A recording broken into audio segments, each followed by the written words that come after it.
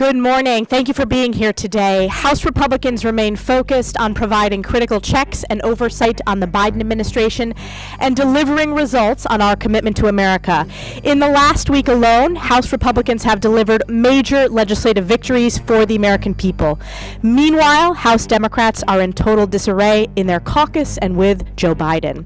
Last week, I'm proud the House passed my bill with bipartisan support, the Rein in Inflation Act. House Republicans and 59 Democrats are rightfully putting critical checks on the Biden administration and holding Joe Biden accountable for his reckless spending fueling inflation. The Senate passed our CRA, which would block Biden's woke ESG rule. Wall Street should not use your retirement savings to fund left-wing political causes. And this week, the Senate will pass House Republicans' resolution from Andrew Clyde to restore law and order in our nation's capital and repeal D.C. Democrats' City Council soft on crime and pro-carjacking bill. Those are the words of Joe Biden. And we look forward to it becoming law after Joe Biden publicly whipped against it and then changed his stance and said he would sign it. And as a new mom, I am particularly proud of House Republicans' continued fight against Democrats' war on parents. Last week, Congresswoman Julia Letlow reintroduced the Parents' Bill of Rights with an event with Speaker McCarthy and parents and students. As promised, we are putting power back in the hands of parents who deserve a seat at the table in their kids' education. Our legislative victories in the new House Republican majority speak for themselves, and we are just getting started. It is my pleasure. Every week we highlight a freshman, and this week I'm going to introduce Congressman John Duarte from California, a farmer who is going to discuss House Republicans' efforts to reverse Joe Biden's flawed and burdensome WOTUS rule. John. Hello. As a farmer, I've been prosecuted under the Clean Water Act for farming through wetlands that have been farmed many times before. Now, when you hear the terms wetlands this week in our appeal, the Congressional Review Act repeal of the Biden WOTUS rule, I will show you photos of wetlands that contain no water. I will show you photos of wetlands that contain no frogs, no fish, no aquatic vertebrae whatsoever. These wetlands, as described in the Biden WOTUS rule, are farmed all over the country.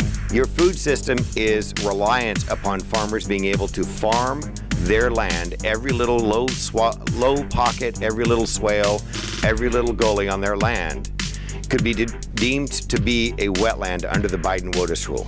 And this threatens American food supply at a time when food inflation is already crippling the household budgets of working families all over America. We'll present more evidence later, but please follow this. This is a threat to America's affordable food supply. Thank you. We will next go to Julia Letlow, a member of the House Education and Workforce Committee, to highlight her Parents' Bill of Rights. Thank you so much, Elise. Over the last 2 years, we heard loud and clear from parents all across this country that they are tired of being turned away. They deserve a seat at the table when it comes to their child's education, and therefore we brought forward the Parents' Bill of Rights. And it's actually astounding to me that we have to have legislation that would protect Parents' Bill of Rights, but here we are. And I want to quickly go through what those rights are. A parent should always have the right to view their child's curriculum at any time. They should also be able to see what books are held in their child's library. And you know what? If they find something that they don't agree with, they should be able to lawfully have the right to go to their school board and voice their concerns. We are also asking for transparency. We want to know what your tax dollars are going towards, so a school should be able to should have to show their school budget and what your tax dollars are going to. Also, if there's any violence on your child's campus, you should be notified as a parent. And lastly, you should have the right to protect your child's privacy. Again, this is common sense legislation. It's about transparency and accountability. This is not a hit on our hardworking teachers. I am a prior educator. I have nothing but reverence. I think our teachers are our heroes, but this is about giving parents a voice and having a seat at the table, because in the end, these are our children, not the government's. Thank you so much, Elise. We will next hear from our whip, Tom Emmer. Thank you, Elise. Thank you, Julia and John. If you haven't noticed, after 2 months of a Republican House majority, we are on offense. Republicans' common sense legislation overhauling the District of Columbia's radical criminal code has forced even Joe Biden to admit the Democrat-run city has a crime issue. Now Democrats are scrambling. Biden has pledged he will not veto the bill, and vulnerable Senate Democrats are now supporting it. And even the D.C. City Council is trying to walk this thing back. But make no mistake, Democrats remain the pro-criminal, anti-law enforcement party. This is some serious Monday morning quarterbacking from the party that knows its soft on crime policies have led to losses in the past 2 election cycles. And guess what? The 173 House Democrats who voted against this bill now have to explain to their constituents how they are in the most radical pro-criminal members of their party. With a Republican House majority here, we have put an end to Democrats' failed one-party rule. Again, we're on offense, and we're going to force Democrats to come along with us as we continue to govern. Republicans have forced Joe Biden's hand on everything from ending the COVID national emergency to bringing him to the bargaining table on the debt ceiling, and now this crime bill. Joe Biden and the Democrats have a choice. Continue to cave to the leftist lunacy that cost them total control of Washington, or buck the woke nonsense and join the GOP's battle to restore common sense to the nation's capital. Either way, Republicans will be leading the charge. And now, to our leader. When Republicans ran to get the House majority, we actually made a commitment to America. We talked about the things that we would do if the people across this country gave us this opportunity to lead and to govern. And we've been hard at work delivering on those promises.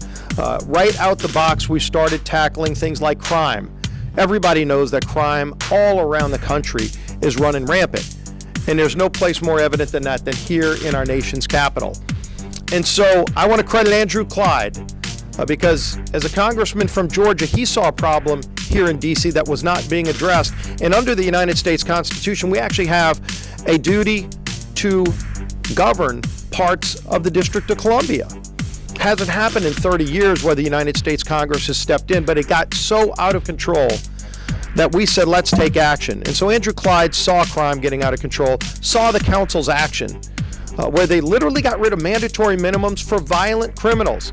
So somebody that carjacks you at gunpoint, after being convicted, can walk scot-free without a day in prison. And so many other violent crimes where they literally took 15-year mandatory minimums and dropped them down to 0.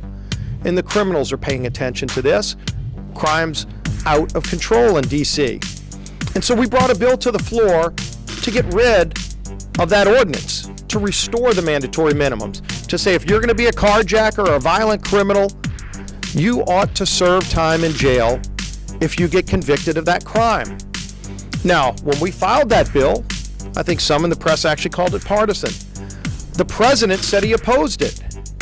But we knew we were fighting for those victims who shouldn't be victims of crime. In fact, the D.C. police chief just recently said that for every homicide in D.C., the person who committed the homicide committed 11 other crimes. If you stop the criminal before they kill somebody, think of how many other people you stop from being a victim of crime. Not to mention the lives that you'll save. The carjacker of today may be the person who kills someone tomorrow if you let him out of jail. And so by putting hardened criminals in jail, you're going to prevent crimes in the future. You're going to save lives in the future.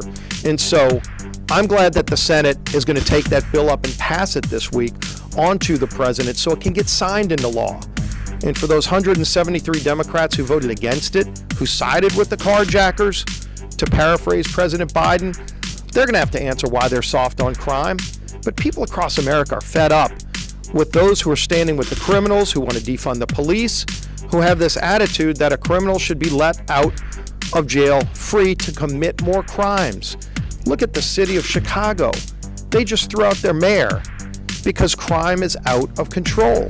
People are fed up with it. And so at least this Congress, under this Republican majority, is taking action to defend people, to actually stand up against criminals. And so that bill will become law. There's other bills that could become law as well. We passed a bill to stop illegals from voting in D.C. The same week, by the way, that we brought up the D.C. crime bill. President Biden also objected to that bill. Maybe he'll reverse course again, because today in D.C., somebody who is a Russian citizen working at the embassy in Russia can vote in D.C. elections. A CCP member working at the Chinese embassy can vote in D.C. elections. That shouldn't be the case. And there's a bill over in the Senate that hopefully passes to address that. Andy Barr's bill just went to President Biden's desk. We just passed that bill days ago here in the House, and it's already passed the Senate and is going to Joe Biden. That stands up for blue-collar workers who want to have the ability to retire and have a good income. And so they want to invest their retirement savings in accounts that are going to hopefully yield the most gain. And yet through ESG policies that were pushed by the Biden administration because some billionaire elitists want to impose their will over blue-collar workers, those workers are actually getting a lower rate of return so that some billionaire elitist can have the desires that they want out of Washington. So President Biden's going to have to make a decision on that bill that now will go to his desk. Do you side with the billionaire elitists or the blue-collar workers who deserve the highest rate of return on their retirement income? That bill's on the president's desk as well. I hope he signs it too. And we're bringing other bills this week. You saw the Senate just last week passed a bill to declassify a lot of the information on the origins of COVID. We're going to pass that bill this Friday and hopefully get more facts out. People deserve to know the truth about what happened in that Wuhan lab. It's been shielded in secrecy for too long. There's a lot of information that's classified that shouldn't even be classified. The public should already know it. When we pass this bill to the president's desk, hopefully he signs it so that we can find that out as well. And on a final note, as we're continuing to move forward on our commitment to America, I want to applaud Julia Letlow and the Education Committee because having a Parents' Bill of Rights was one of those key planks in our commitment to America, and H.R. 5 will actually pass to the floor, and then we'll vote on it when we return in 2 weeks. And then, of course, the week after that, we'll have a big energy package to show the country how we can be energy independent again and lower costs for those hardworking families who are struggling, who are paying too much for electricity costs, for gasoline at the pump because of President Biden's anti-American energy policy. We'll show the country how to fix that as well. With that, we'll take some questions. Yes? Do you agree with Tucker Carlson's characterization that January 6th was peaceful? Well, if you looked at I watched the first day of his expose on some of these tapes that are released that you're all going to be seeing as well. But he also criticized the people who broke the laws and attacked police officers. So the bottom line is there's finally transparency. This January 6th committee was always partisan from the beginning. Nancy Pelosi did not want all the facts to come out, so she cherry-picked what was released. She actually released some things that even Capitol Police didn't want released. They asked Tucker Carlson to not show some things that he blurred out. There were things that Pelosi's January 6th committee released, even about the undisclosed location where members of leadership went. So at the end of the day, transparency is an important thing, and so the public's going to be able to see a lot more information.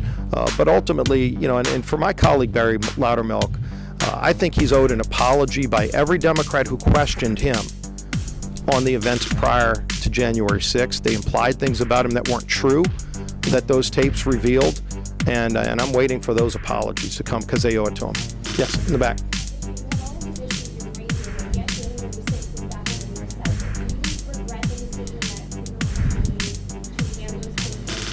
Look, no matter whether the tapes are released or not, it seems like some in the press want to talk about January 6th every day.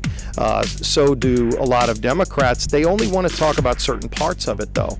And so at the end of the day, have the transparency to get all the facts out. Let the public see everything, not just what was a one-sided sham committee that was only focused on getting one side of the story out. We have serious questions about whether prior to January 6th there were decisions made by the leadership in Congress at the time to turn down help from the National Guard, for example, that could have prevented what happened. And so a lot of that is still going to come out. So get the facts out. And in the end, transparency is the best disinfectant. Yeah.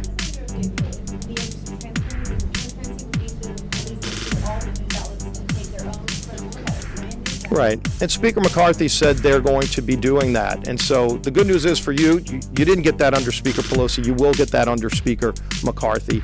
And that's a new day that we're seeing in a lot of ways. We're finally seeing a lot of transparency across the board. We're seeing Congress work differently and better, delivering results for the American people now, too. That's something we didn't see. Last one. Can you tell us about the Republican plans to look into the mistreatment of defendants at D.C. jail who are held on pretrial detention?